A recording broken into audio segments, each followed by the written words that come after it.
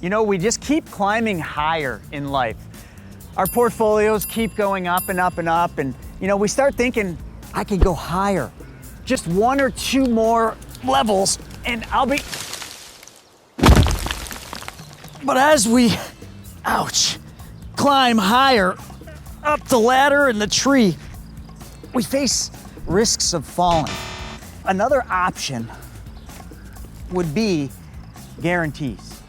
Instead of having to climb the tree, climb the market, climb the corporate ladder, what if we just guarantee some results? Let's talk about the guarantees in your financial life.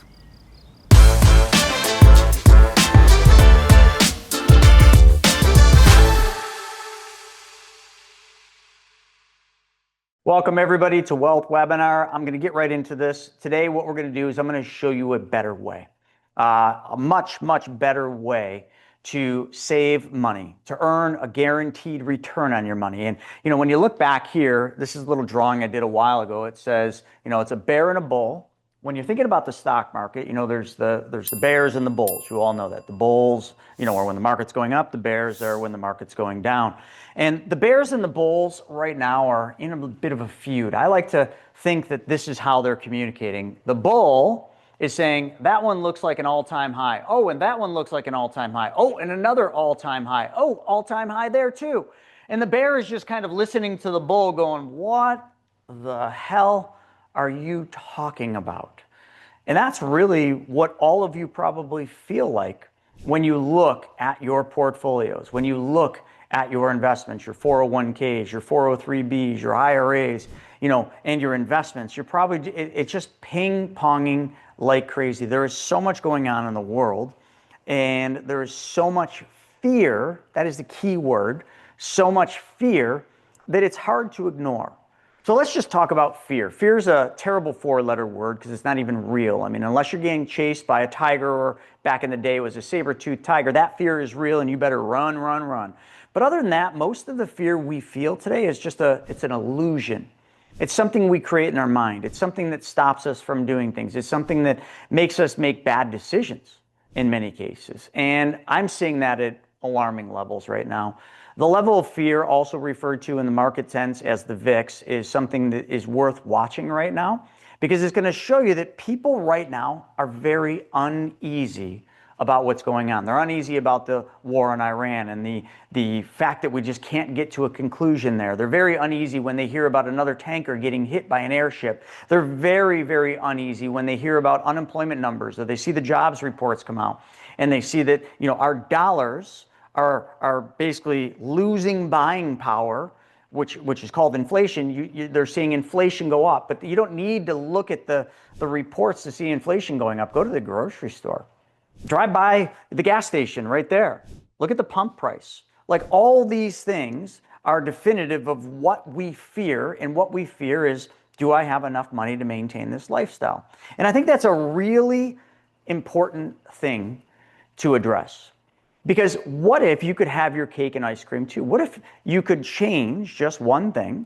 And I'll kind of just put that up on the screen, you know, change one thing, and that one change would remove the fear when it comes to your money. Because money is kind of like one of those things that if you allow it, it will destroy you.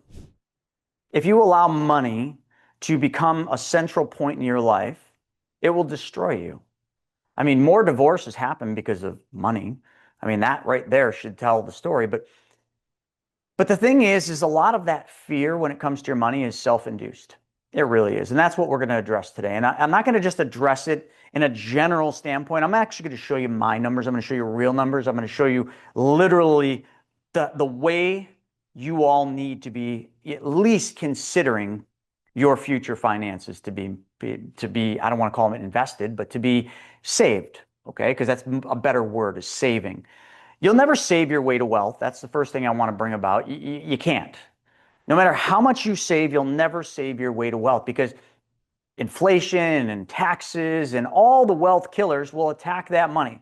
So it'd be like, you know, you go out to the field, and every time you go out in the field, you get attacked by a coyote or a wild dog or something. So you just stop going into the field. And that's an important thing. So eventually when people have too much fear or they get attacked too many times, they just stop doing. But you don't have to do that. When it comes to your money, you can guarantee, and I love using that word, you can guarantee your future. But the savings part isn't the most important part. It's what you do with your savings. You see, let me define that a little bit better for you. If all you did was save money, you'd accumulate money, you'd accumulate a savings, you'd build and build and build, and it would compound and everything else. But the problem is you are restricted to how much you can save by the number of hours you have in the day. Because most people, almost everybody, I'm included in there, we all use time as an exchange for money. Your job, if you are employed, W-2, you have a definitive dollar amount attached to your hour. Could be $20 an hour, 50, 100, maybe it's 1,000, 2,000, 5,000, whatever your number is, that's your number. That's attached to your hour. But you see, that's a false reality because you only have 24 of those, and you got to sleep, you got to go to the restroom, you got to eat. So like you really don't have 24 productive hours, and productivity is a very important thing. You have very few productive hours, and depending on who you are, your age, your capabilities, you have probably anywhere between 0 productive hours and, I don't know, let's say 14, okay? That would be pushing it. I don't know many people that work 14-hour days every day, 7 days a week. So because of that, your time that is attached to a monetary amount can only save so much. So the only way to get to the level that all of you want, and just so you know, we're not just talking about money here. Money should, for every one of you, money should be the tool you use for one thing, and that is freedom of time. That is it. No ifs, ands, or buts about it. Money creates freedom.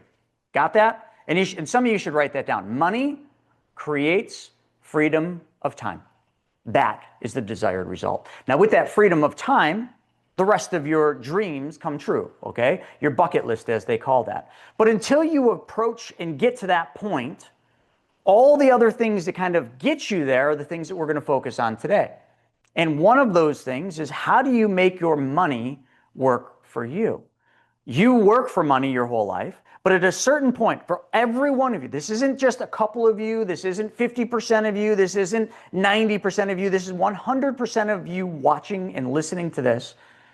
You absolutely need to put your money to work. Your money has to work for you 24/7, or you will continually work for money the rest of your life, and that will create misery, and that will create fear, and that will create all sorts of elements that you don't even want to deal with. So today, unlike probably any other time, today I'm going to be able to show you how you can guarantee your dollars, how you can be guaranteed your dollars are going to be working for you 24 hours a day, 7 days a week. But the other thing that I really want to hit is back to that paranoia with the markets and the bull and the bear.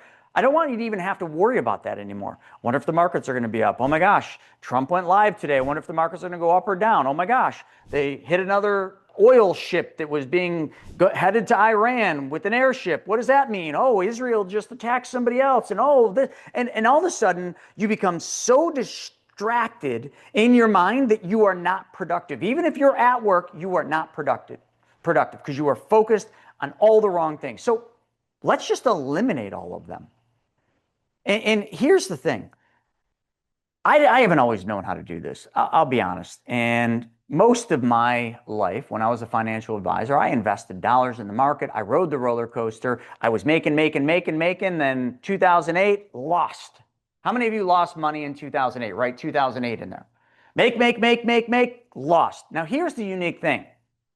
It's fun making money, but it's very stressful because it's never just a straight line. Well, for some of you, it is a straight line because some of you have been around this campfire for a long time and you have figured this out. And literally, the bell curve is a straight line with what I'm going to show you. It has no bumps. It has no volatility. It has none of those little squiggly lines that go like this. It's just straight. And that means there is less stress, if any stress at all. But the problem with straight line growth with no risk, or we call that risk off growth, is one thing, you don't make enough, right? Oh, Chris, if I take my money and I put it in a high yield savings account, they're going to pay me 3 or 4%. That's great. I don't need to worry about that. But it barely keeps pace with inflation. Inflation's running a little hot right now. I think about 3.6, 3.8, depending on what metric you use. So the first thing you need to do is you need to establish a floor of what your money has to earn every day just to keep pace with the diminishing dollar, just to keep pace with the price of everything going up. Okay, we call that buying power. So right now, 3.8 is the number, but really the number I'd like you to focus on is 3.4%, because that's about a 20-year average, give or take a basis point or two, 3.4. So if your money, all of your money is not exceeding 3.4%, you are losing to inflation. Okay, that's step number one, because inflation is a wealth killer. Number two, taxes. Oh, those bloody taxes. Now, some of you make a lot of money. A lot of you actually make a lot of money. I know our audience quite well, and many of you are very, very well off. You have high incomes, but high income does not mean you do not have money problems. Matter of fact, they say, who said that, Tupac? More money, more problems, or who was that? Biggie or Tupac? I can't remember with that. But one of those two said that, and I'm sure a bunch of people are going to correct me, but no, that was Biggie who said that. Yeah, Biggie. See, there we go. Told you. See, my New Yorker knew exactly who said more money, more problems. And that is the truth. Now, those problems, as you have more money and you have more income, really a number one problem for most people, especially the folks we work with, is taxes. So what if we just didn't want to pay taxes anymore? I mean, I'm not even joking. Like, what if we just didn't want to pay taxes on certain components of our money anymore? Could we just elect to say, nope, you can't take any taxes from this? Kind of. And I'll show you how to do that. So the thing that we're really going to go into is we're going to go into some numbers. Now, I know some of you love numbers, some of you hate numbers, but we're going to talk about one change. And that change is where your savings goes first. And we're going to talk about why. Now, depending on who you listen to, and I've been putting a lot of stuff out on YouTube and Instagram against Dave Ramsey. I'm trying to get his attention, not that it's ever going to work, but I'm trying to get his attention because he says something like, and let me clear the air first. Dave Ramsey, I think, is phenomenal. I think Dave Ramsey helps millions of people get out of debt. And I think he does it with a really good program, his Baby Steps program. I really admire how he does it. I admire the simplicity of it. We've modeled a lot of our Debt Blaster after the simplicity. But Dave Ramsey, I guess people get to a certain level, ego develops. I'm not saying I'm, not part of that, but I like to think I'm a lot less than Dave, and their ego becomes who they are. And Dave has a couple things that he says that are just materially and factually wrong. Dead wrong. I have proven it. I have a video I just put up on YouTube that literally factually proves not only is he wrong, he is dead wrong. But yet people will always love him. So when we are looking at what this change is, we are talking about an unconventional vehicle, a vehicle that many of you and many people we talk to are like, oh no, that's a terrible place to put my money. Why, out of all the things, would you tell me to put my money into a whole life insurance policy? Dave Ramsey says, the most recent Instagram mom, what was it? Snickered, snoodled. He used all these funny names. You've been duped into buying a whole life. You've been snickered. You've Yeah. been snickered. Yeah, I like Snickers, Snickers satisfies you. But you've been snickered into buying a whole life. Now, here's the thing, we're really going to go into some numbers because I put together some cool stuff, and I think a lot of you are going to love this. I put together some things to show the buy term invest the difference, which, listen, I'm a fan of that. We actually have a whole division for that. We have a guy on our team that literally is called the IUL Exposer who hates IULs but loves buy term invest the difference. And there is a place for that for a lot of people. And then you got the whole life side. So what we're going to do is I'm going to let all of you, just by the math, I'm going to let you all determine which one you think might make a little bit more sense. And again, I'm not assuming that everybody is the same, because every one of you are different. Every one of your needs are different. Every one of you needs something different. So maybe a buy term invest the difference is a solution or part of a solution to you. But to go out publicly and say whole life is the worst thing you could ever put your money into, well, that is just dead wrong. And I am about to prove that. And I'm going to prove it with some numbers, with some policy. So here's how I'm going to do this. I'm not going to overwhelm you with showing you a bunch of numbers, but what we're going to do is we are going to look at 3 of my policies, but I'm really going to heavily focus on 2 of my policies. Now, I did this so that it wasn't biased. Dave Ramsey, when he talks about whole life, he is always talking about just off-the-shelf whole life, which is fine because that is the masses, right? The majority of people that buy whole life, they just buy an off-the-shelf whole life. They buy it from an advisor, from an agent, that sells them a whole life policy. And the whole lives have decent commissions on the base policies, the off-the-shelf ones. So a lot of what Dave is saying about traditional off-the-shelf whole life is correct, but it's still wrong. So in fairness, what I wanted to do is I'm going to go back and we're going to look at two of my whole life policies. One of them I started in 2008. The other one I started in 2014. Okay, so you could do the math. These are a little bit older, but both of these policies, when I started them, I knew nothing about the infinite banking concepts. And I know some of you are probably like, well, that's what I'm here for. I want to learn about the infinite banking concept. Just stick with me. I'm going to cover that in a little bit. But I first want to talk about the vehicle, the machine.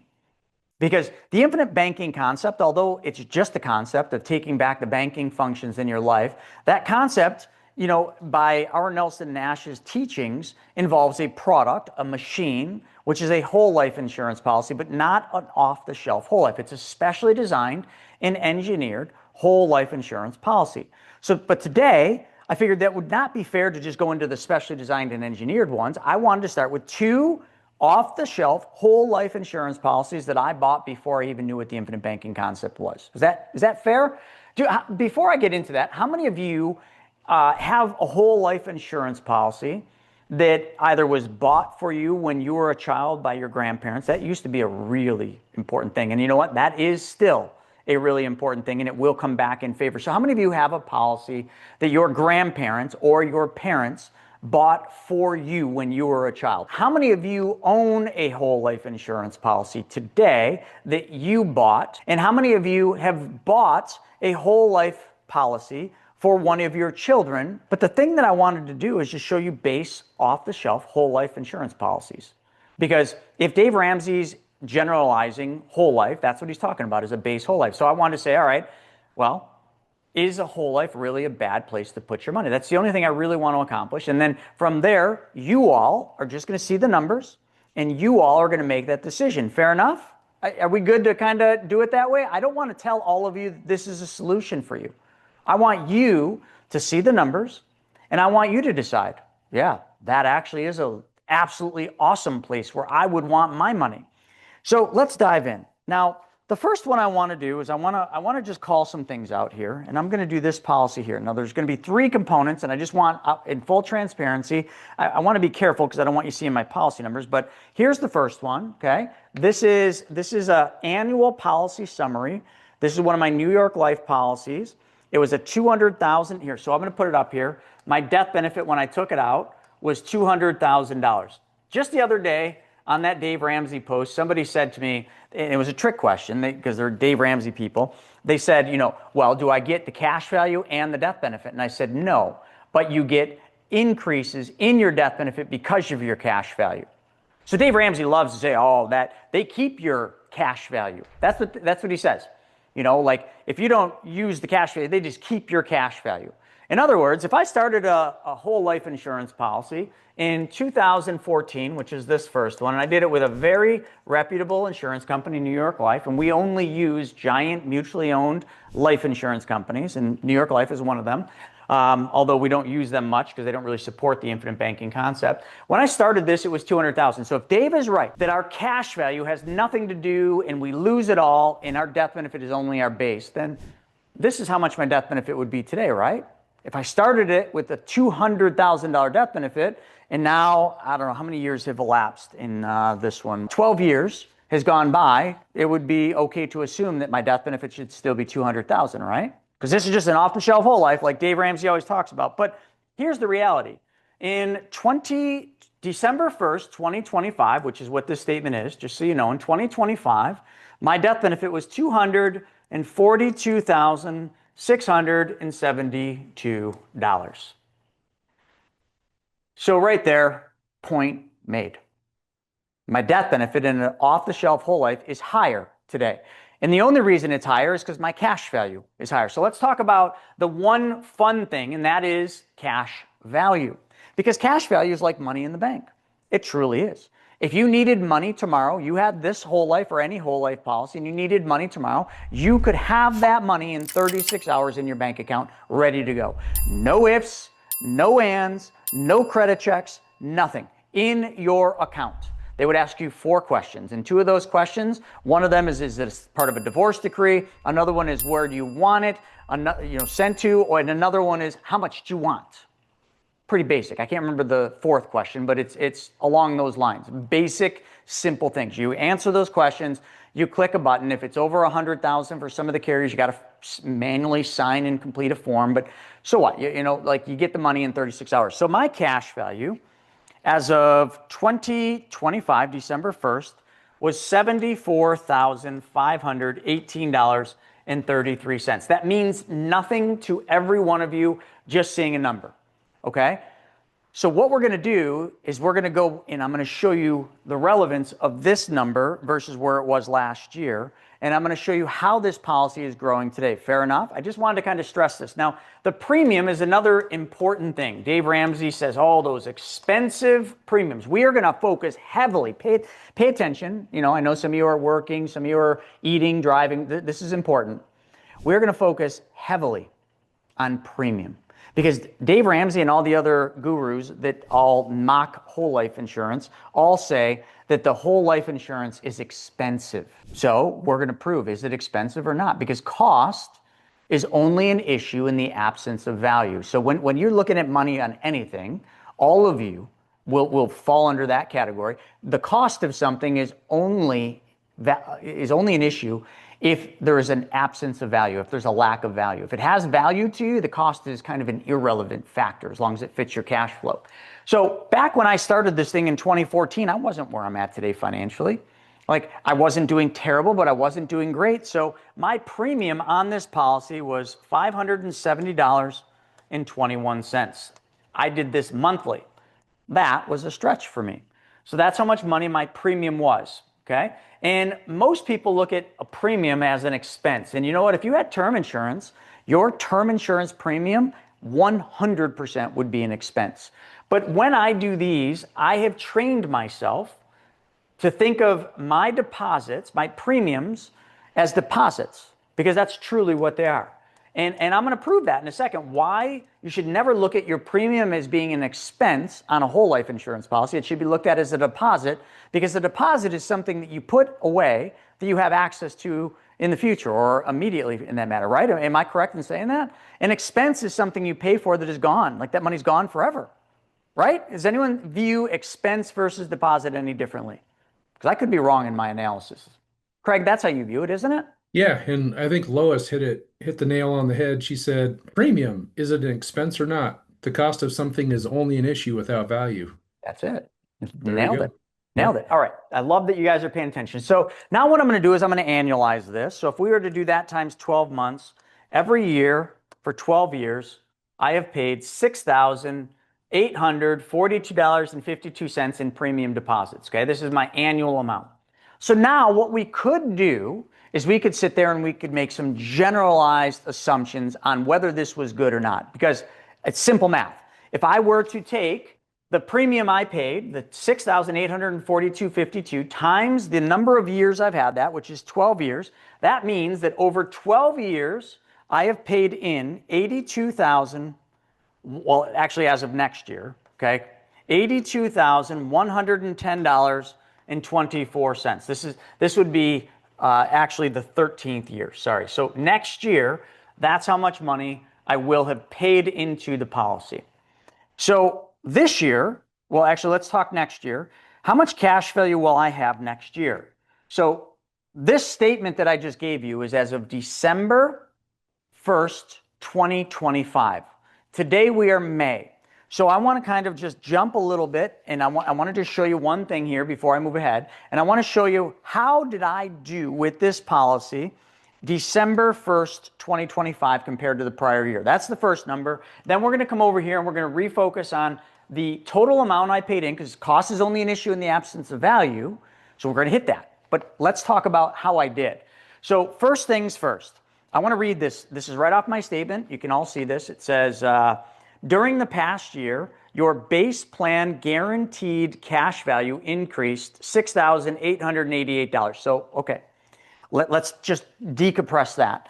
When you read that, what that is talking about is inside of a whole life policy, your money grows two ways. One is contractually guaranteed interest. They call it a non-forfeiture rate.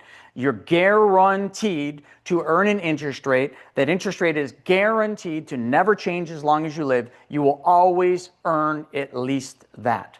So right here in that statement, I have gained $6,888 guaranteed interest. How much did I put in? $6,842.52. So if you did the math, I mean, it's not a lot. I made like $46. Woo! Should I ride off into the sunset and be like, I made it? No, but that's just the first way. So I guaranteed no matter what, I made more than I put in. That would be like you putting $1 in your bank account and you have more than $1 after 12 months. Great, not a big deal. But now, let me continue reading this. It gives the dollar amount that it increased. In addition to this increase, your annual dividend was $2,323. Ooh. So not only did I get a guaranteed interest rate, but then that insurance company, that mutually owned life insurance company, New York Life, paid me a dividend? Ooh, how nice of them. I wonder if they do that every year. Oh yeah, every year for like 170 years or however long New York Life's been around. You guys can fact check that. They have paid a dividend. They've never ever missed one. Okay, so this isn't just like a one-off thing. This isn't just a lucky thing. They've always paid dividends, so I got a dividend. Great. Let's do the math. So remember, I earned $6,888 guaranteed. This was my guaranteed interest. Okay, we got that. Then I got a dividend for $2,300, and we'll throw in the 23 cents. That was my dividend, although the dividend is not guaranteed. Like I said, they have never not paid it. So let's add that up. If I add that up, that means that my policy this year grew by $9,188.23. Just from the surface, how am I doing so far? I paid in $6,842.52 this year from December 3rd, 2024 to December 1st, 2025. That's how much money I put into this policy, my premium deposit. And my policy just this year, we're only looking at 1 year. 1 year, my policy grew $9,188.23. Let's debunk that. I want to put some math because this is where it gets really good. So here's how you do this. You would take the $9,188.23. If I wanted to figure out like how much did I earn? What was my percentage return on my money I deposited? And this is how every one of you looks at your 401k.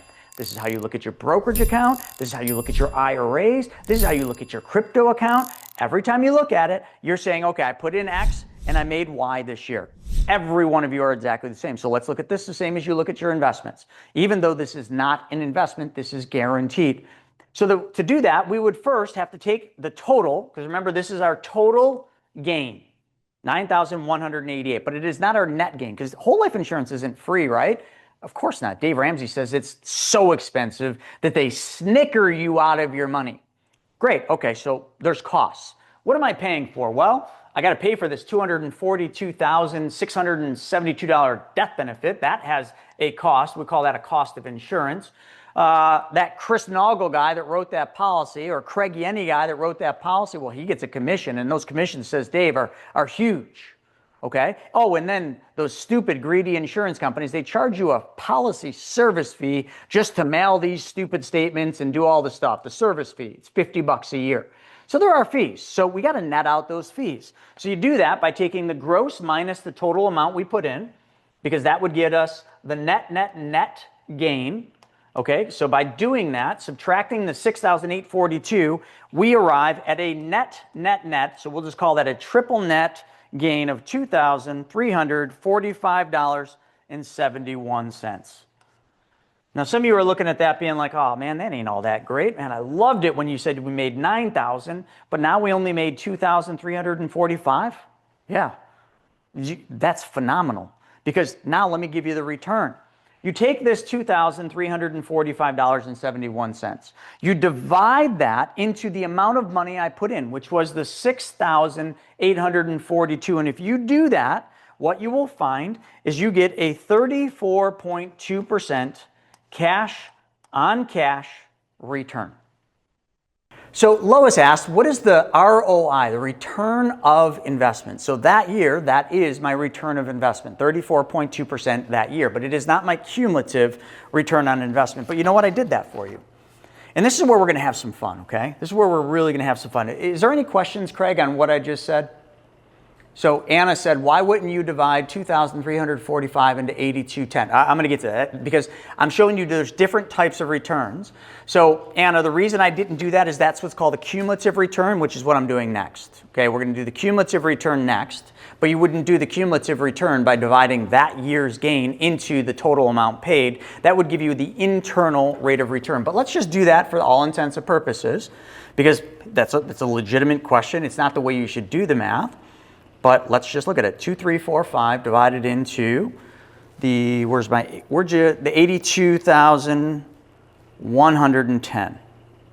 That's 2 points, we'll round up because it's the higher, 2.9%. So that is what's called an internal rate of return. In other words, if we just plowed money into this policy and we did nothing with it, we made 2.856%, so 2.9%. Okay, now is 2.9% a good return? How about if you earn 2.9% tax-free? That would be like earning 4.5 to 5.5% after taxes in a bank account, a brokerage account. That's a pretty good return. It's not bad. Does that keep up with inflation? Yeah, net of taxes certainly does. So just your internal rate of return on this old school base whole life is 2.9%, okay? So that's that, but that's not how I want to look at this. So let's go one more step because I knew where you were going with that. So we're going to come over here and we're going to now look at an in-force illustration. So if any of you have a whole life, you can get an in-force illustration. Now, excuse me, this policy that I took out when I did it was a 12 pay. What does a 12 pay mean? It means that for 12 years I make premium deposits, and after the 12th year I no longer have any premium deposits because the cost of insurance goes away. So after the 12th year, the only cost I have in this policy is the policy service fee. Follow? So there is no more cost of insurance after 12 years. We use these types of policies all the time, even in the specially designed and engineered ones, which I'll share in a moment, but we're just going to hit the base ones. So when I go into that, let's just put the numbers back up because Anna was asking. So here's the total amount we put in. And just so you all know, because Anna, that number I gave you actually wasn't correct. It's more than that. I hurt myself by telling you that number. And the reason I hurt myself is the $82,110.24 is the money that will be put into the policy at the end of next year. So actually, I would have to back out 1 year of premium. So I would have here, and you know what the hell? Let's do it, because I hate just leaving stuff unfinished. How you do one thing is how you do everything. So let's just do this. So $8,110.24 is the total I will have put in the 13th year, but we're not in the 13th year. Can I prove that? Yes, it's right there. I'm in, well, I don't know if you can see that. I'm in the 12th year, but I'm not even halfway through the 12th year because it just started, okay? So I'm just going to eliminate the 12th year. So we're going to subtract $6,842.52. So really, and I'm just going to, if you don't mind, I'm going to write it up here, $75,267.72. That's my cost basis. That's how much premium I've paid in. So now let's do your math. Let's take this year, which I was right, because this is that year. This is the 2024 to 2025 year, $2,345.71 divided into $75,267.72, 3.1, well, we'll just say 3.1%. That is my internal rate of return, which I receive tax-free, okay? So that's the real, it's called internal rate of return. And just so you all know, I want to hit this. You'll never hear us, when we're talking about the infinite banking concept, talk about the internal rate of return because it's a number that's just not relevant.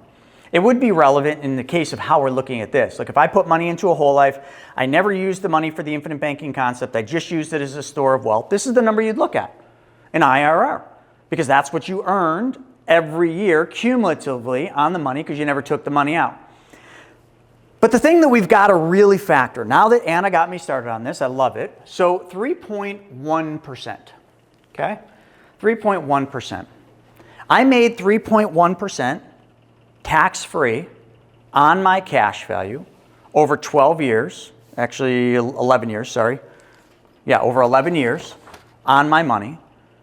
Let's just do a calculation. This is fun. I'm gonna freelance this, but I've got some numbers here. If I had done that, let's just look at term, okay? Term insurance. If I started a term insurance policy the same time I started this, I ran the numbers on, there's a website called Fidelity. You can go there and you can get term quotes. Matter of fact, you can get term quotes on tons of sites. So I did that. I did a 20-year term, because what the Fidelity site does is it actually goes out and kind of like one of those brokerages, it finds you the best rate from all the carriers, and it just made it easy. So if I did a 20-year term, but I would have been 37 years old if I'm not mistaken, for the year, it would have cost me $920.52. Okay, this is term.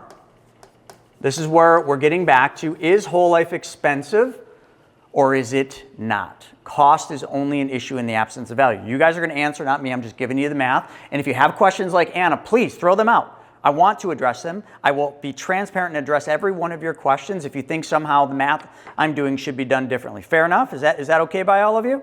I'm here for you today. $920.52 a year. Now, if we did that times 20 years, okay, and we just paid for that term till the day it ended, it's $18,410.40. Dave Ramsey and all the other buy term invest the difference people, which I have no issue with this whatsoever, because I actually like this, would say that this is the cheapest thing you should do. And then what you would do is you would take the difference and you would invest the difference over that 20 years. Now, the investment is a relative term. Dave Ramsey has a magic 12% mutual fund that none of you, not even Dave Ramsey clients, have access to. He just talks about it, but none of you can play and invest in Dave Ramsey's magical 12% mutual fund because it doesn't exist. There's no mutual fund that averages 12% every single year like he likes to allude. And this isn't a Dave Ramsey, pick on Dave Ramsey show. I'm just using him just because he's the big guy in the show, right? He's the 800-pound gorilla, so I'm just using his as a reference. So we paid $18,410.40 over 20 years. So here's what I want to do. And actually here, can I do one more? Because some of you would be like, well, why wouldn't you have just done a 30-year? Well, I did actually. A 30-year term would have cost me $1,634.52 times 30 years. That would be a cost of $49,035.60. Which, to be quite honest, like for 30 years to protect my family, and just so you all know, I did $250,000. Why did I do $250,000? Well, because that's how much my whole life was. Okay? Well, it's how much my whole life will be, so I kind of future paced it. So that's the cost of term. Now, let's do this. This is fun. We're going to go to and I'm going to go off base here, so just stay with me, and then we're going to come back and I'm going to show you the numbers again on cumulative return. In 20 years, I would have paid $82,000. So here's my whole life. Because all we're doing here is we're just saying, is this expensive or is this not expensive? That's the main thing we're trying to address here. That's the problem we're solving. 20 years in this whole life policy, which is a base off-the-shelf whole life, I would have paid $82,110.24 into the policy. By the 20th year, my death benefit, okay, in year 20 is $308,000 and change. We're just going to write 308. That's my death benefit. This is my premiums. My cash value in the 20th year is $134,161. So here's the math. We do 134,161 minus the 82,110.24. We're doing cumulative here. If I do that, I made $60,351.76. That's my gain, cumulatively, not this cash on cash. That's just how much I made cumulatively in 20 years, okay? I made $60,000. Would you have made more investing the difference? Maybe, maybe not. I don't know, Craig could run those numbers in a heartbeat, but nonetheless, I have $60,000 in gain, plus I have a death benefit of $308,000. And that death benefit, just so you all know, continues to keep going up. It continues to keep going up. I know people say that that doesn't happen. The cash value, you don't get your cash value when you die, but the cash value increases the death benefit. Because how did we go from $200,000 in death benefit to $242,000 this year to $308,000 in year 20? And what the hell? Let's do year 30, because I mean, why not, right? So let's do it over here. Year 30, doing the same thing, same math, same equation, except for in the 30th year, what we're going to do is we are going to subtract the 30-year cash value, which is $254,625. Hold on. The death benefit in the 30th year is $430,229. See how my death benefit keeps going up? Find yourself a term policy where the death benefit goes up over time. Hold on. The only thing that will happen over time in a term insurance policy is the cost of insurance will go up because your age goes up, or you will run out of death benefit because it will end. That's the only thing that will happen. Oh, but Chris, I invested the difference. Human sentiment, investor sentiment, will prove, and there's been studies, countless studies done. You guys can do your own due diligence on AI. Countless studies done of what is the success of buy term invest the difference. How many people actually invest the difference for the long haul and don't evade that investment and use that for frivolous things? Do the research. I'm not going to give you the answer. Okay, so here we go. The gain now in the 30 years is $172,514.76. That's my net gain. So what was my actual return if I were to do the same thing there? Well, I netted out $172,514, and we'll leave the change off, and we divide that into $82,110. I made, hold on a second, I'm sorry. Did I do that right? Craig, correct me if I'm wrong. Did I just do that right? In the 30th year, wouldn't I take the gain, $172,154, wouldn't I just divide it into, because that's my net gain. Yeah. Yeah, you would divide that into what you put in there. So you're going to have a positive. Hold on, 172,514. And Anna, correct me if I'm wrong. I'm trying to just do this on the cuff. Chances are you will not invest the difference. That is what they say, exactly. So 172,514 divided into 82,110. Is that right? Correct. Yeah, what do you get? So in 30 years, I only made 210%. Oh, I'm sorry. I made 210% and I got $430,229 that protects my family. Oh, and in 30 years, I'm only going to be 67. How many of you think I'll live longer than 67? I swim all the time. I go get regular blood work. My gosh, I fast all the time. I mean, I think I'm going to make it past 67. So roll the dice, crystal ball. What do you think I'm going to make it to? Average male makes it to what, 60 or 87 is it nowadays? 87 years old? 70s, I think late 70s. Oh, is that it? That's all we make it now, huh? All right, well, but just because I feel like I'm better than average from a health standpoint. Can I say that I'm going to live till 82? Sure. All right, if I live till 82. 121. Yeah, if I live till 82, my death benefit's $692,582. But Dave Ramsey said that the death benefit, the cash value, you don't get the cash value on the death benefit. And he's right, you don't. But the cash value pushes the death benefit up. We literally went from a $200,000 death benefit to, if I did 82 years old, a $692,000 death benefit. Oh yeah, and I made 210% tax-free. Sorry, am I missing something? Is there something that I'm missing here? Because this just sounds too good to be true. I mean, and there's got to be something I'm missing. I'm not. So cost is only an issue in the absence of value. So please explain to me what value I did not articulate in this example that makes you understand that even a traditional off-the-shelf whole life, this isn't loaded, this isn't one of the specialty designs. I have one of those. We're going to go into those numbers in a second, which are significantly better, but whatever. This is just an off-the-shelf. So have I now demonstrated that whole life insurance really isn't that expensive? As a matter of fact, how much did it cost me for this death benefit in 20 years? How much did it cost me for this death benefit in 30 years? We didn't even do the math. Nelson Nash would say, nothing. If I bought term insurance, how much did that cost me after 30 years? 100%, it cost me $49,035.60. That is a pure cost. No ifs, No ands, no buts about it.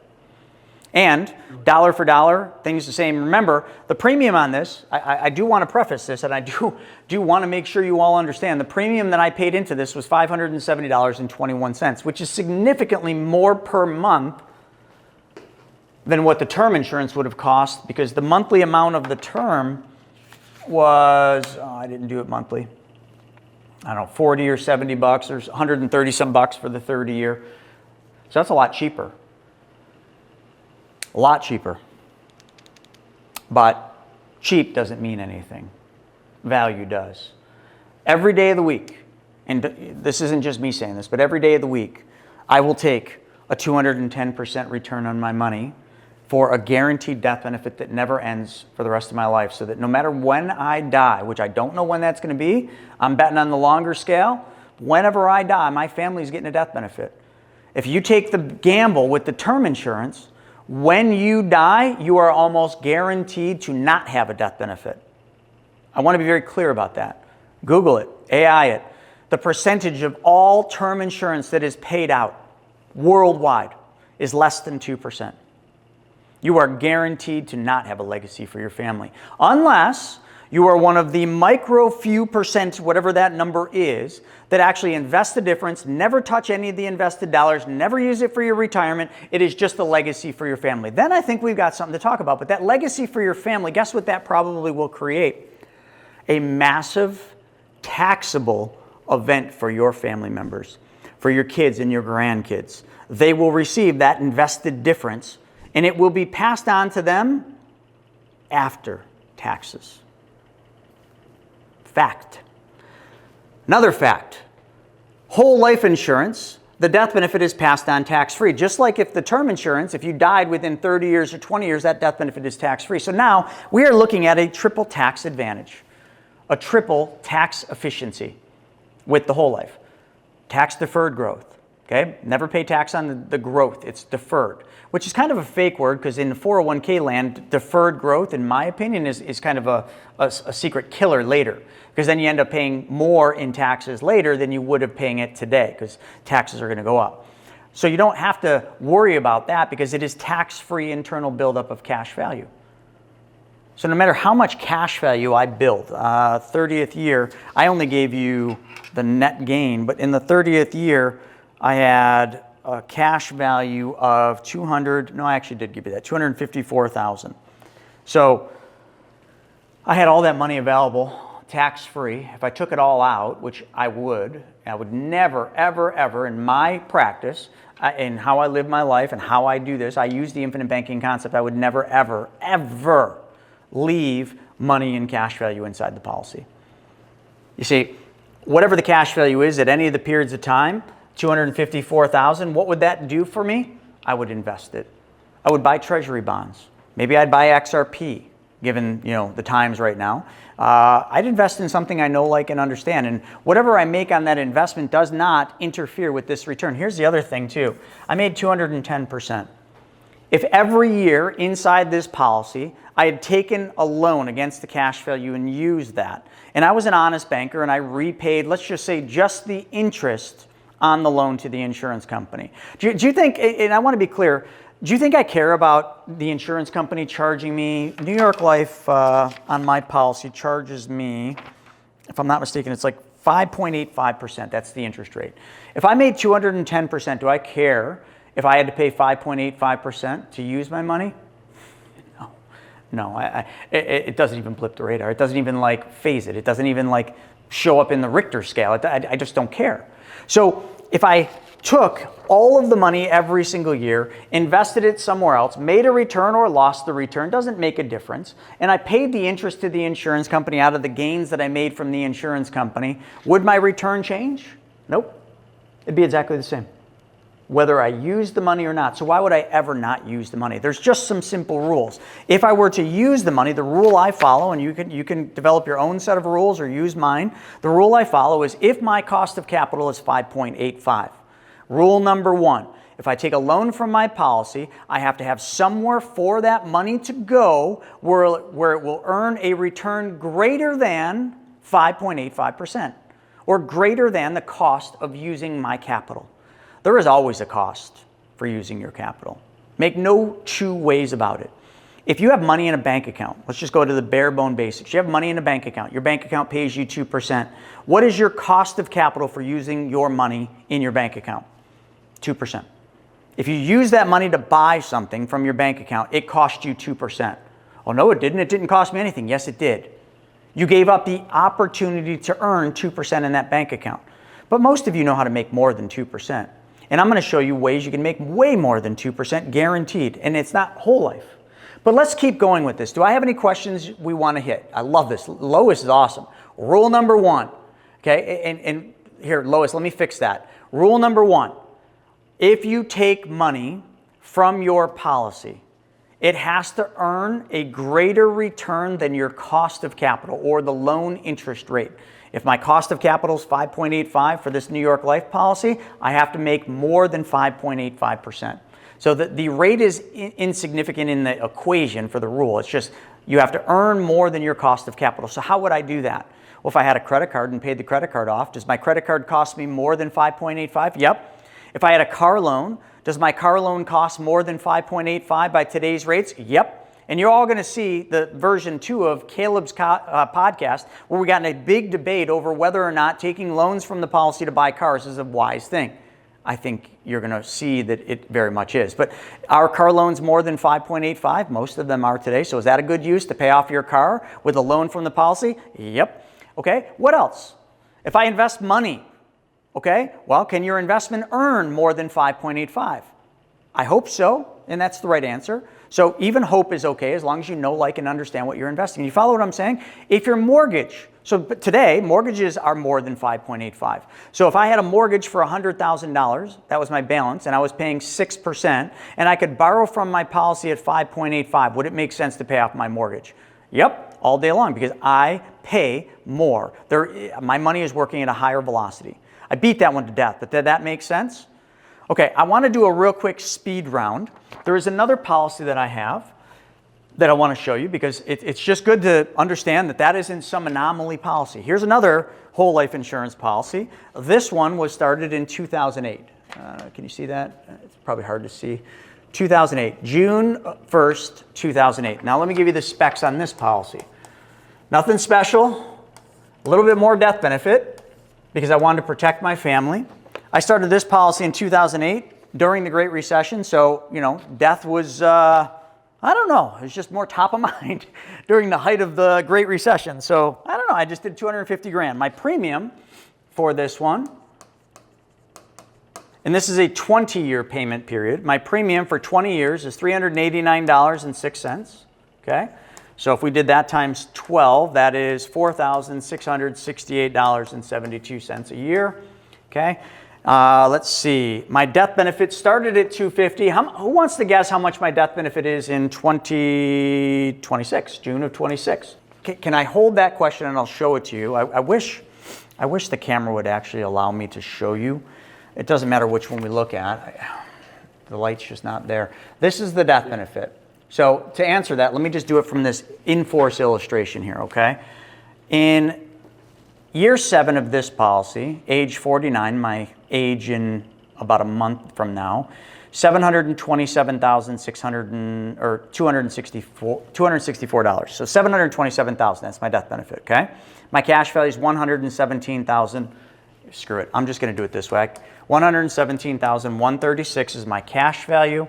My death benefit is $727,264. It's okay. We're going to go with this. Okay? Got that? In 1 year, so this is when I'm 49. Now, when I'm 50 years old, my cash value goes up to $138,704. My death benefit, when I'm 50 years old, goes to $758,811. So, did my death benefit go up the same amount as my cash value? Let's do the math. How much did my cash value grow that year? My cash value grew by, let's see, year over year, that would have been, let me change colors so that we can kind of use this. $21,568. Craig, just double check my math. I'm just kind of doing this on the fly. That's my gross growth. How much did my death benefit go up? My death benefit increased 758, 811 minus 727, 264. My death benefit increased more than my cash value. So I just want you to take that. Everybody see what I just did. So from age 49, which is technically where I'm at in about a month, to 50 years old, my cash value increased by 21,000, but that's not my net. My net increase is $3,949. That's my net increase, which is a 22.4% cash on cash return. This is a specially designed policy. See how much more lucrative that is? I'm only 7 years in versus 12, and my return's almost the same. And I'll show you a couple more years while we're on this. So my cash value increased 21,000, where my death benefit went up 31,000. My death benefit increased more than my cash value. So to the question that was asked is, does your cash value go up regarding the death benefit? Let's flip that. Does my death benefit go up because of my cash value would be the right way to say that. Yes. My cash value went up, which increased my dividend, because now my dividend is based on 138,704, because the dividend is more, buys more paid up additions, which increases my death benefit, which means my death benefit exceeded the growth of my cash value. But hold on. I can't stop there. Can't stop there. Let's go to 51 years old. 51 years old. My cash value is $161,202. From age 50 to age 51, my cash value grew, and I'm hopefully doing this right, $22,499. Okay, that's my gross. My net gain is $4,879, which is a 27% cash on cash return. Just from 50 to 1 year. In 1 year, my policy went from making 22% that year to making 27%. And it just keeps going. And I didn't do all the math for you going on, but by the time we get down to the 12th and 13th year, I make 125% cash on cash.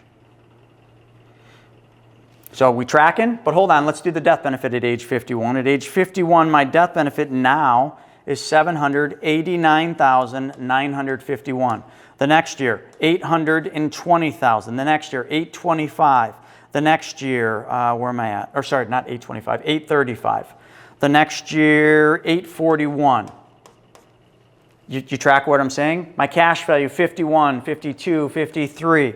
So 52, my cash value is 184,663. The next year, 53 years old, my cash value is 198,850, and I only put $6,818 in that year.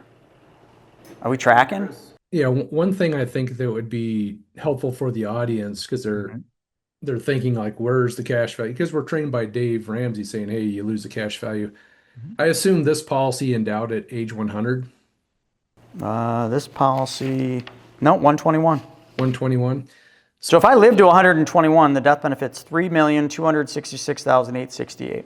And what's your cash value? The exact same. Yeah. So what my point is, when you look at a whole life contract, the death benefit and the cash value has a big gap at the beginning, and that starts to narrow. And at the endowment period, cash value is equal to death benefit. Death benefit, the cash value is an advance of the death benefit. So what you're seeing in a whole life contract is the cash value is coming closer and closer and closer to the death benefit as you get older and older and older. Chris's policy endows at 121, which means if he lives to be 121, they're just paying him out the death benefit. Yeah, but then it's taxable, so I'd have to find a way to We'll take care of that for you. Big 30-foot wave at age 121, I think will take care of that. Just drive my ass out on the boat, put me on the surfboard, and let me do the rest. Yeah. Make sure that death benefit goes to my family. Yeah, so the whole point is that cash value is an advance of the death benefit. And so that's just saying, hey, this is how much death benefit you can take early. So I think we answered that one, but then Kim has asked, she's really questioning, well, hey, I've heard, Chris, that the cash value just gets eaten by itself. Just the policy just eats up the cash value, and eventually this thing's going to blow up. She's talking about an indexed universal life, not a whole life. Yeah, that's what I was going to say. There, she's probably thinking of IULs. Not that we have time to get into that discussion, but in whole life, you're not going to see that. So I can hit that real quick, Kim. So Yeah. you're just confusing two permanent life insurance policies, an indexed universal life and a whole life. A whole life, what you're saying, it's impossible for that to ever happen. And the reason for that is in a whole life contract, the day you start your policy, your cost of insurance is fixed. It will never go higher, ever, till age 121. It's a fixed game.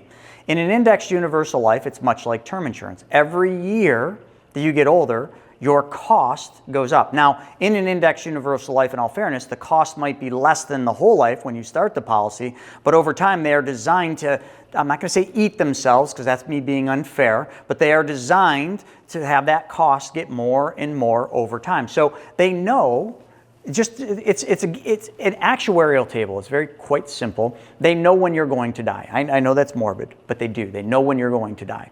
And because they know when you're going to die, they can fix the game. Term insurance, they know when you're going to die.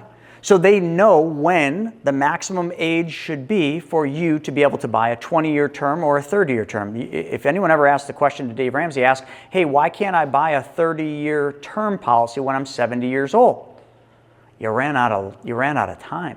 The insurance company knows that if they issue you a 30-year term policy at the age of 60 or 70, 60, 70, 80, 90, yeah, I don't know where the cutoff is, but let's say 70, okay, then you're going to die and they're going to have to pay the death benefit. So therefore they can't do that.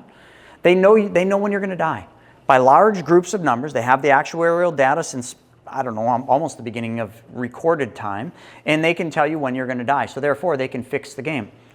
A whole life insurance policy is the only, listen to me closely, is the only life insurance policy that puts the risk on the insurance company.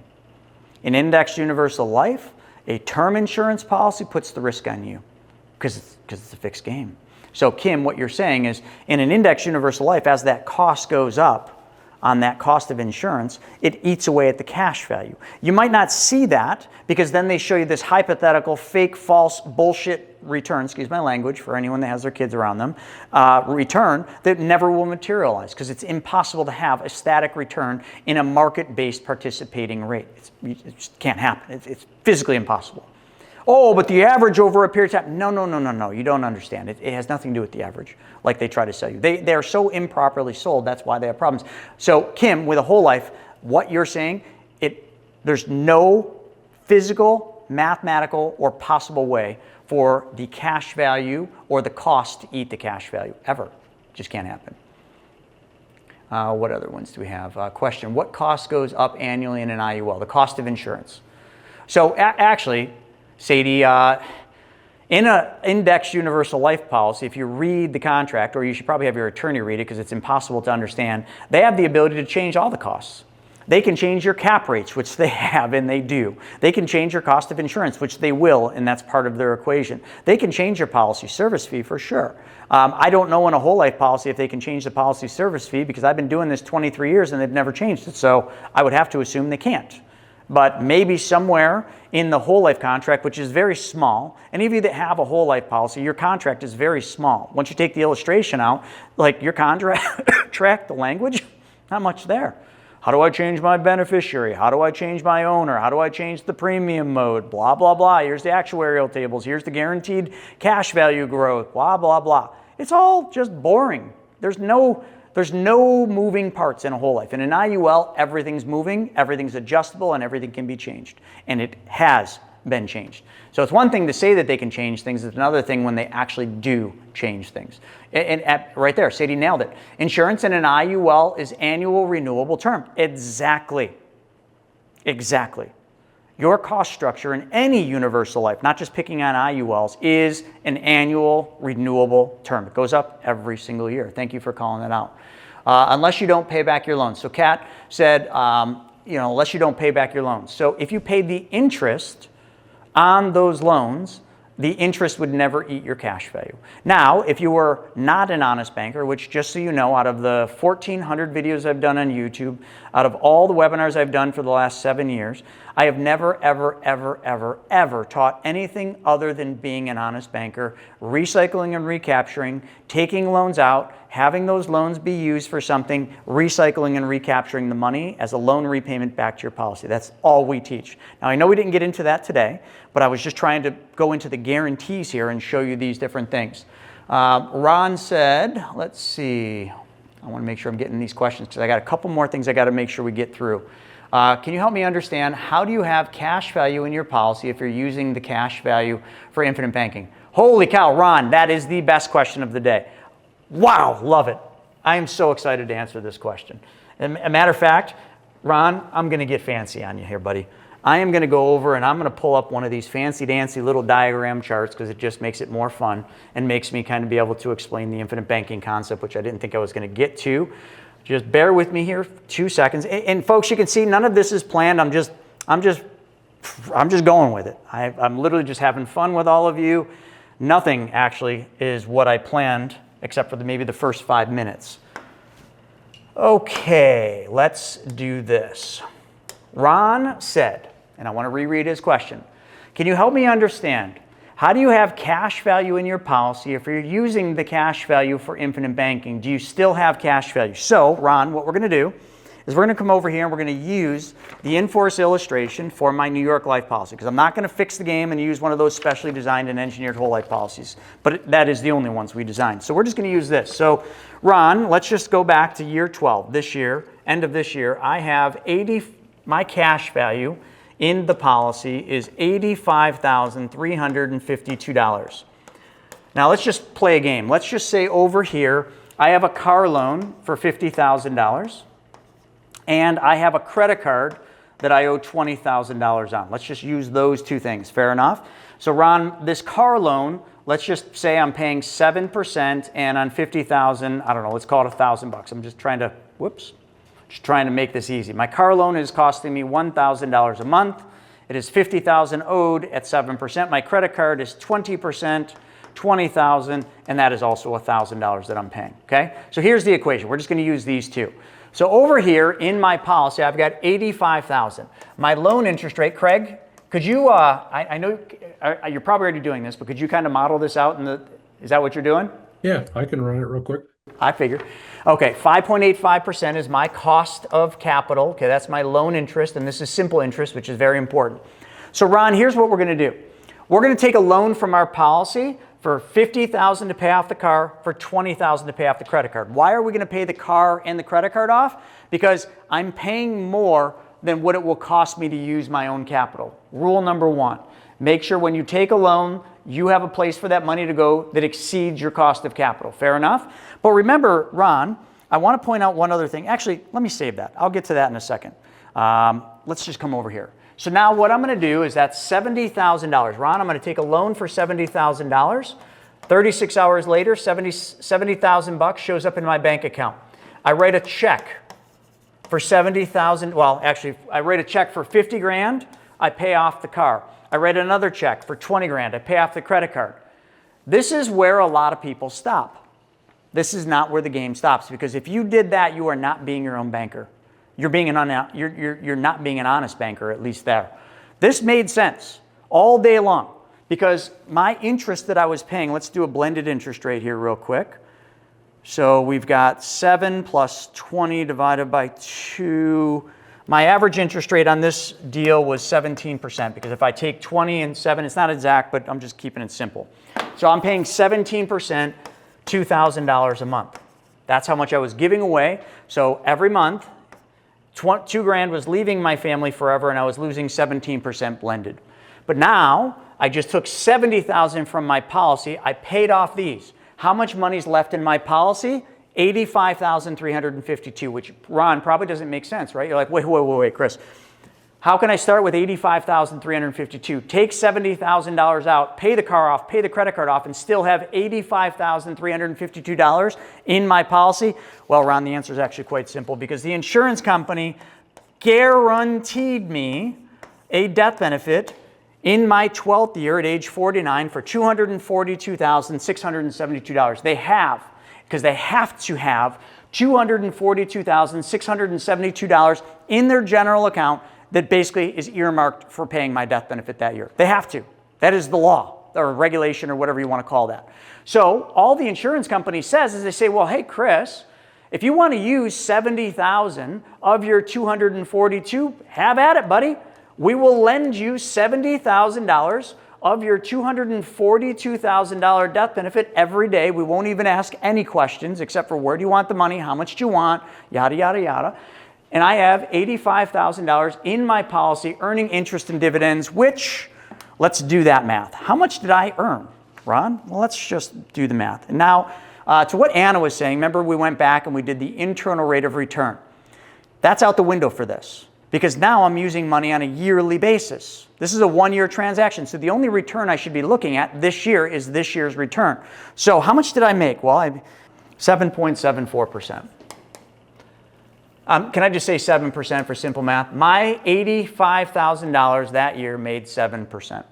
It cost me 5.85. So how much money do I make in this transaction? Because here's how this shapes out. So now, Ron, you understand why it didn't dilute my cash value. All it did is my cash value, this 85 grand, collateralized the loan for 70,000. But the loan came from my death benefit. Therefore, the insurance company just advanced part of my death benefit. So does the insurance company care if I ever pay the loan back? No.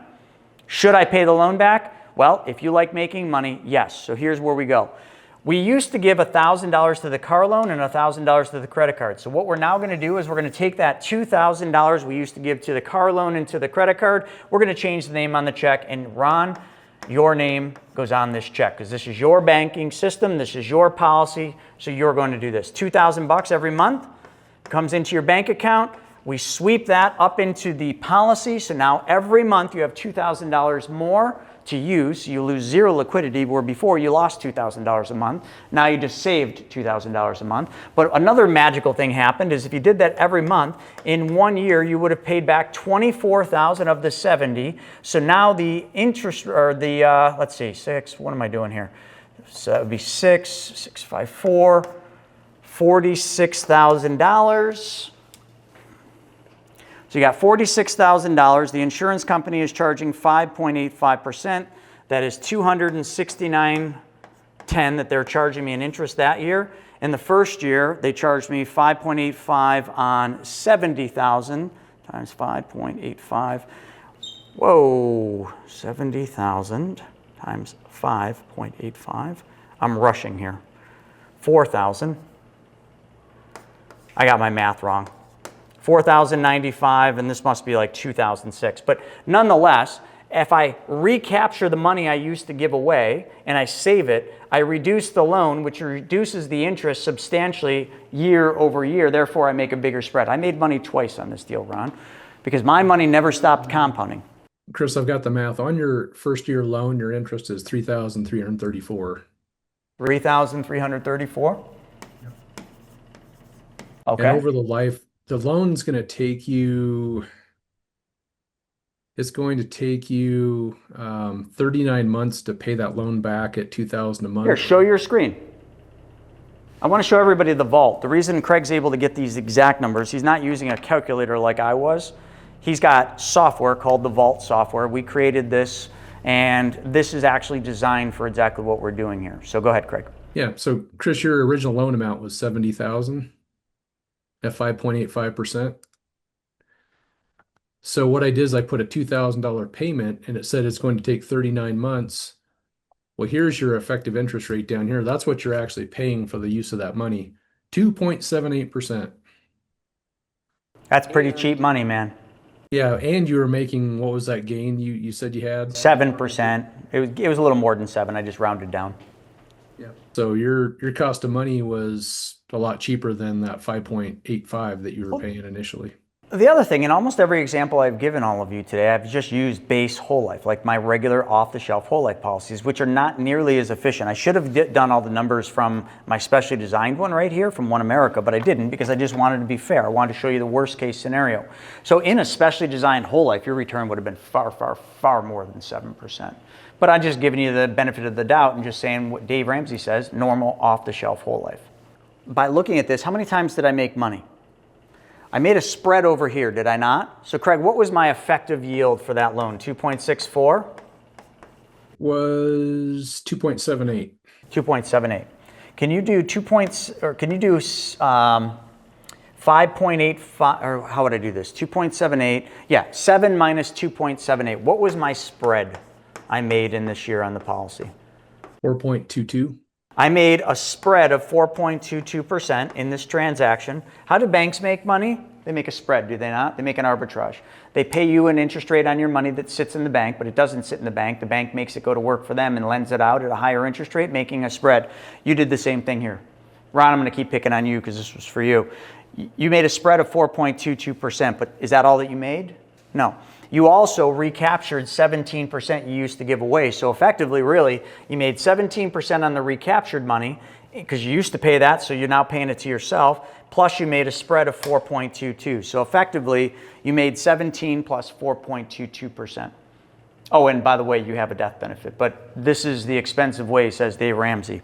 This is the most expensive, duped, snickered, snoodled policy you can get.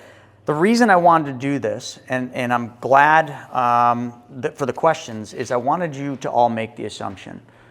Is this a bad place to store your money? That's the only assumption I wanted you to make. You know, because if buy term invest the difference is so valuable and whole life is so bad, then how do you substantiate the numbers we just did? Because the numbers we just did are pretty remarkable. They really truly are. I mean, nobody watching this can disagree or can run the numbers any way that is not darn good. Whether you're looking at cash on cash return or just maybe some of you just want to park money in a whole life and just leave it sit there. And I don't remember which one I did it on, but I think it was my base policy. What was that? 4-point-some% internal rate of return? That's tax-free. 4, 5, 6. That's probably like having to earn 6% outside. But let me go one, and also too, folks, real quick. I want to make sure you all get what we're trying to do. You know, we don't do these webinars to sell you anything clearly. We're just trying to educate you. But I just gave you a whole bunch of education.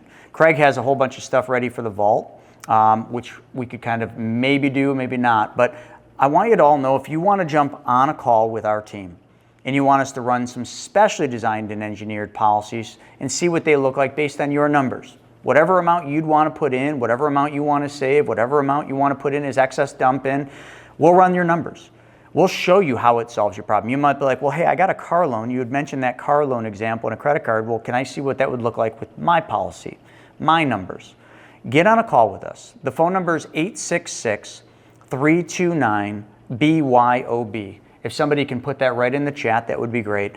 866-329-BYOB. Just give us a call. Or give us right now in the chat or the Q&A, just type in your phone number. We'll reach out with a text message and we'll set up a call with you. And on that call, all we're going to do is we're going to say, what does this look like for you? I showed you my numbers, but your numbers are going to look way better than mine because I just only went through a basic whole life. I did very little with the good one, which I kind of didn't plan on that, but nonetheless. The other thing I want to tell you all, and this is simple, and keep that phone number there, 866-329. This is also something that's worthy of. Right now, you hear Warren Buffett's got almost $400 billion in cash. Companies are sitting on cash. Apple is sitting on cash. Everybody is sitting on cash. Why? Well, I want to give you some numbers. Cash right now can earn a guaranteed interest rate that is higher than anything I've seen in 23 years. I've been in this industry 23 years, so I just want to give you some rates. These are what are called MYGAs. These are guaranteed fixed accounts, okay? They're kind of like a CD, but they bypass probate and they grow tax deferred. So a CD, you get taxed every year and they're probatable. These, the MYGAs, they bypass probate, so there is no probate on them. It's a direct-to-beneficiary product, and they're tax deferred. You're still going to pay tax on the gain, but it's deferred, okay? So kind of like your 401k. I just want to give you these rates. So there are different ways to do this, kind of like a CD. You pick your duration. I'm just going to give you 3 because I think if anybody's got money on the sidelines right now, if anybody's got money sitting in the bank that they have no intentions of using, it's just there. If anyone has corporate dollars, money in your company, in a reserve account, in a war chest account that is not earning for you, I'm going to challenge you to make your money work for you, like I said in the beginning. And here is your challenge. If you wanted to put your money in this account for 3 years, you would earn 5.6% guaranteed. If you wanted to extend that to 5 years, right now, and just so you know, folks, these numbers change every week. They will not stay this way. So if this is something that anyone's interested in, for crying out loud, stop kicking the can. I don't mean to be rude or direct, but like this number will change. If anybody was on this webinar 3 weeks ago, I think, these numbers were higher. And for 7 years, it's 6.5%. 6.5%. Everyone that has money on the sidelines, that has an old, like if you got an IRA that has done really well in the stock market, please move your IRA to this. Lock in 6.5% for 7 years. Guaranteed. It can't change if the markets fall apart, if we end up in a recession, if everything goes to hell in a handbag, you made 6.5% for the next 7 years. Run the math on that. I haven't seen anything like this. I haven't, which is why I'm bringing it to you. We spent the entire webinar talking about whole life insurance. This is the only other version that I'm giving you because it is guaranteed. And also what we can do is we can guarantee you a payout for the rest of your life. And those payout rates for guaranteed income are probably, depending on age and several factors, but can be anywhere between 9 and 13%. Guaranteed. So if anyone's interested in talking about the MYGAs, the guarantees for IRA money, for retirement dollars, for non-qualified money, you're just done with the markets and you want a locked in guaranteed interest rate, here it is. The phone number again, 866-329-BYOB. If you're interested in this, it's option 4. Okay, so when you call the number, hit option 4. Write this down, 866-329-BYOB. Option 4 for the MYGAs. Craig, anything you want to, I stole the thunder today. I'm so sorry, man. I know you had a whole bunch of stuff planned.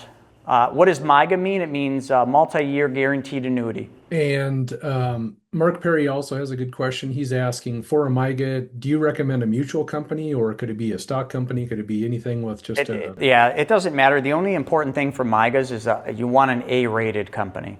So you don't want to go, I mean, you can get higher rates in the industry, but you're going to start dropping below an A-rated company. So if like AM Best is the ratings, AM Best looks at the financial security of any of these companies. You want an AM Best rating of above an A, or some version of an A. An A would be the lowest, okay?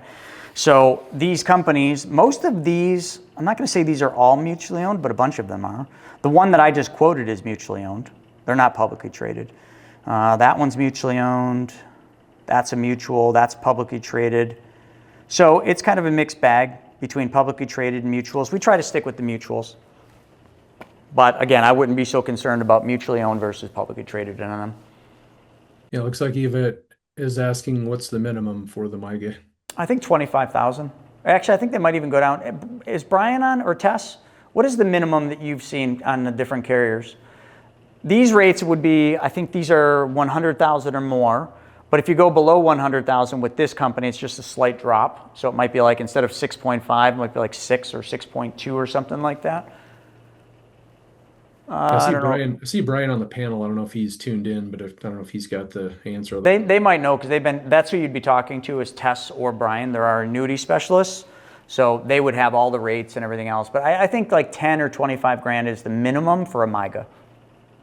Yeah, it's just one time. That's a great question, Eva, because Ava, we've been talking about, recurring premium deposits. This is just one and done.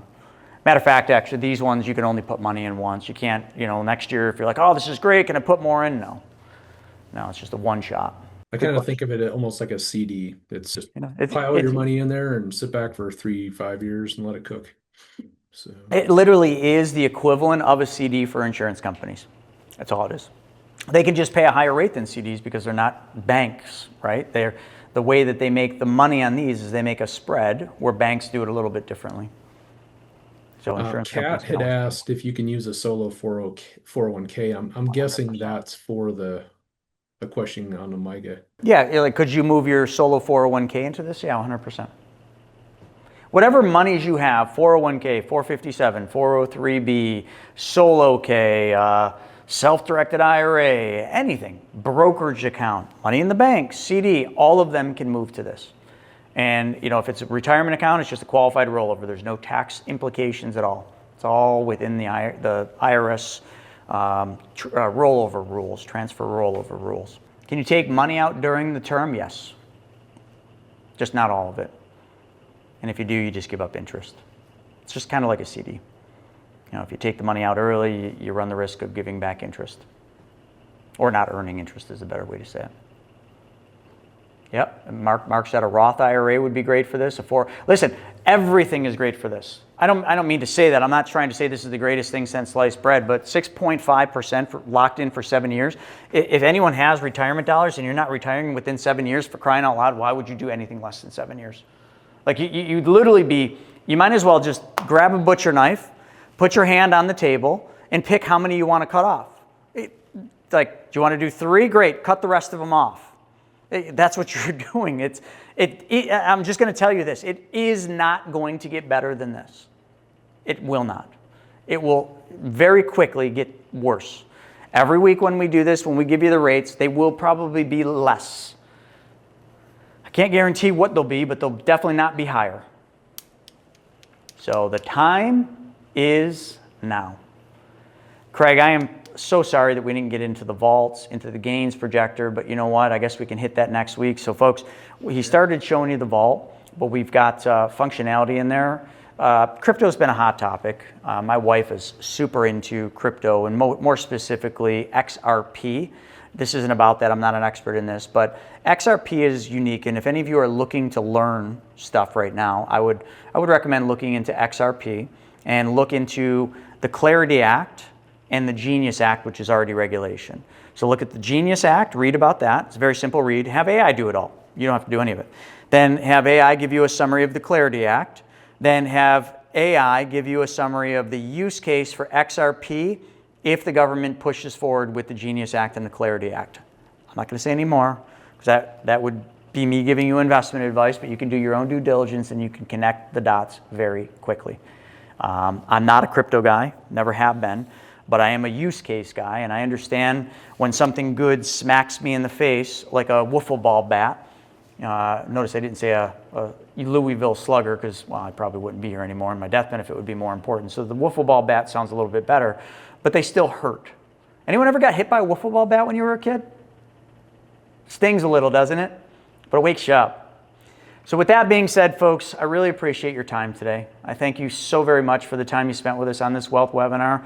We always try to finish on time. We're 5 minutes over today, but it was worth it. And I hope you all got some value. Again, if you want to jump on the call with us, you can message us your phone number, or you can just give us a call at 866-329-BYOB, and we can have a discussion about your retirement, your guarantees, and how your money can work for you. With that being said, thanks, everybody.